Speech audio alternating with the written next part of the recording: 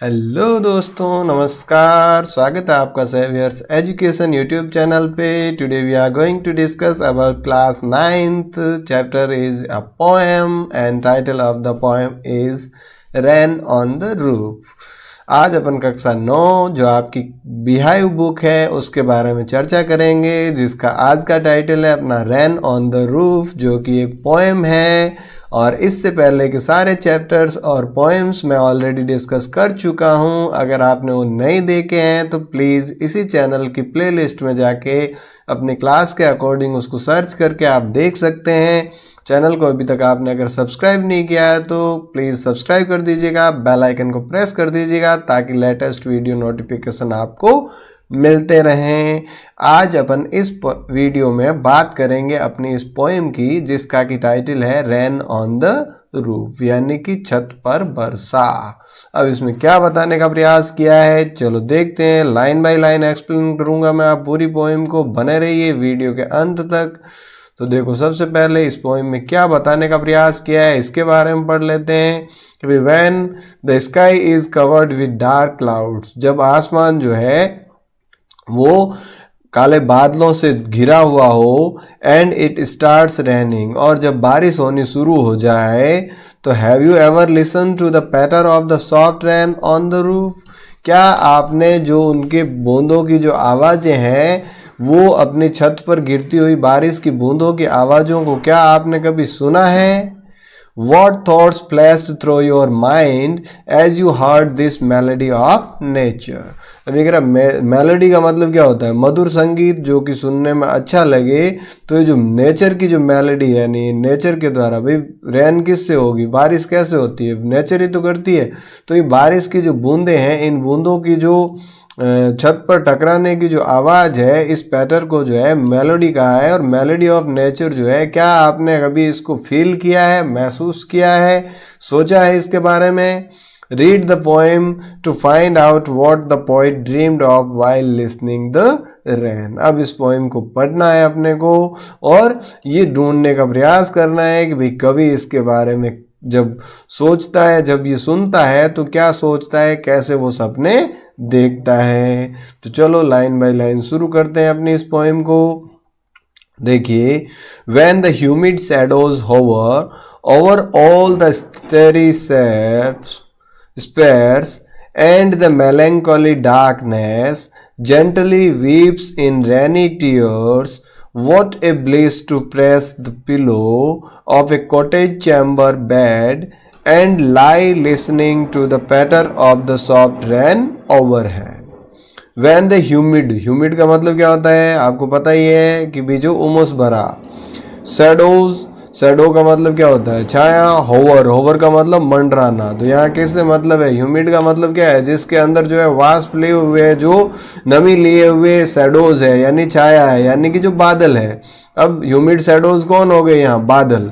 तो जब बादल होवर यानी मंडराते हैं, ओवर का मतलब क्या हुआ, ऊपर। All the starry spheres, starry spheres का मतलब क्या है, स्टारी स्पेयर का मतलब जो आसमान है जिसमें तारे हैं। तो जब आसमान के अंदर बादल मंडराते हैं, एंड द मेलंकोली डार्कनेस, और मेलंकोली का मतलब है सैड, दुखी, उदासी वाली। तो जब उदासी वाला अंधेरा होता है, डार्कनेस होता है, gently weeps the rainy tears, gently यानी बड़ी शालीनता से, वीप्स यानी रोती है, the rainy tears.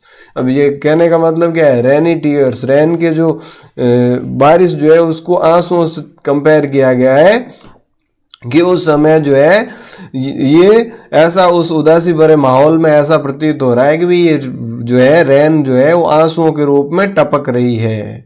What a bliss to press the pillow of a cottage chamber bed and lie listening the patter of the soft rain overhead। अब देखो ये चीजें बताई। अब कवि जो है क्या कर रहा है कि अपने चैम्बर, अपने कॉटेज यानी कि अपने रूम के अंदर बैठा है तकिया लगा के आराम से, और इसको जो है फील कर रहा है, महसूस कर रहा है। तो क्या कर रहा है, व्हाट ए ब्लिस, ब्लिस का मतलब खुशी भरा, एंजॉय वाला पल।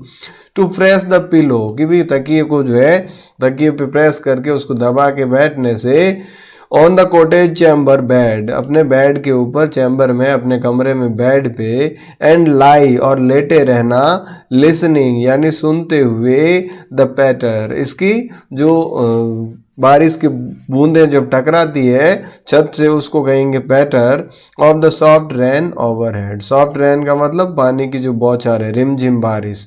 तो जो रिमझिम बारिश हो रही है उसकी जो बूंदें जब छत से टकरा रही है तो उसकी जो साउंड है उनको सुनना, अपने रूम के अंदर जो है तकिया लगाकर बैठना और उनको सुनना कितना आनंददायी होता है, इस बारे में ये पोएट कह रहा है। देखो सेकंड स्टैंजा में क्या कह रहा है, every tinkle on the single, every tinkle on the single. अब देखो एवरी टिंकल, टिंकल का मतलब क्या है, हर बूंद जो है, हर टकराहट जो है, टिंक आवाज जो आती है उसकी टकराने से, तो every tinkle on the single, single का मतलब यहाँ क्या है, जो टाइल्स वगैरह है जिसके ऊपर जो है वो टकराती है। Every tinkle on the shingle has an echo in the heart, and 1,000 dreamy fancies into busy beings start, and 1,000 recollections weave their air threads into woof, as I listen to the patter of the rain upon the roof. अब देखो every tinkle यानी हर वो बूंद जब वो टकराती है on the single, उस जो भी टाइल से या जिस किसी भी ऑब्जेक्ट से जब उसकी बूंद टकराती है, हैज एन इको, इको का मतलब क्या होता है, वैसे तो आवाज का वापस गूंज के आना, तो जो प्रतिध्वनि, जो echo in the heart, heart के अंदर जो है भाई उसकी इको कहाँ सुनाई दे रही है, हार्ट के अंदर उसकी इको फील हो रही। एंड 1,000 ड्रीमी फैंसीज, और हजारों जो है कल्पनाएं दिमाग के अंदर, मस्तिष्क में जो है हजारों कल्पनाएं, इनटू बिजी बीइंग स्टार्ट यानी वो उभरना शुरू हो जाती है, दिमाग के अंदर मन में जो है हजारों तरह की कल्पनाएं शुरू हो जाती है। एंड 1,000 रिकलेक्शंस, रिकलेक्शन का मतलब क्या है, फिर से याद करना किसी चीज को, तो हजारों यादें जो है वो हमें फिर से याद आ जाती है। वीव, वीव का मतलब क्या होता है, बुनना, their air threads into woof, air threads का मतलब क्या है, हवाई रूपी धागों से कपड़े को बुनना, यानी कि उस समय जो है हमारा माइंड जो है वो पूरी तरीके से जो कल्पनाओं में खो जाता है, और ऐसा प्रतीत हो रहा है जिस प्रकार से धागे मिलकर कपड़ा बुनते हैं, इसी प्रकार से हमारे विचार जो है वो नई नई कल्पनाओं को बुनने का काम करते हैं। As I listen to the patter, जैसे ही मैं ये पैटर, ये जो उनकी आवाज़ है बूंदों की, बारिश की बूंदों की टकराने की, ये सुनता हूँ, of the rain upon the roof, बारिश की जो कि रूफ यानी छत के ऊपर जो टकराती है उसको जो मैं सुन रहा हूँ, ये मुझे वो याद दिलाती है। अब देखो, now in memory comes my mother, as she used in years agony to regard the darling dreamers ere she left them till the dawn. Oh, I feel her fond look on me, and as I list this refrain, which is played upon the shingles by the patter of the rain. अब देखो अब क्या हो रहा है, कवि का मन जो है वो उसको, जो उसकी यादों में, जब उसके विचार जो है घूम रहे हैं, तो अब विचारों में उसकी याद में कौन आ जाती है, उसकी मदर। तो ये क्या कह रहा है, नाउ इन मेमोरी यानी अब यादाश्त में जो है, यादों में, कम्स माई मदर मेरी माँ आ जाती है। As she used in years agony, agony का मतलब एगो पहले, जैसा कि वो वर्षों पहले किया करती थी, याद आया करती थी, to regard the darling dreamers, to regard the darling dreamers यानी इन सुनहरे सपनों में, और she left them till the dawn, she left them till the dawn, dawn का मतलब क्या होता है, सुबह, प्रभात होने तक का, तो प्रभात होने तक जो है वो जो सपनों में जो छोड़ के चली गई, ड्रीमों में।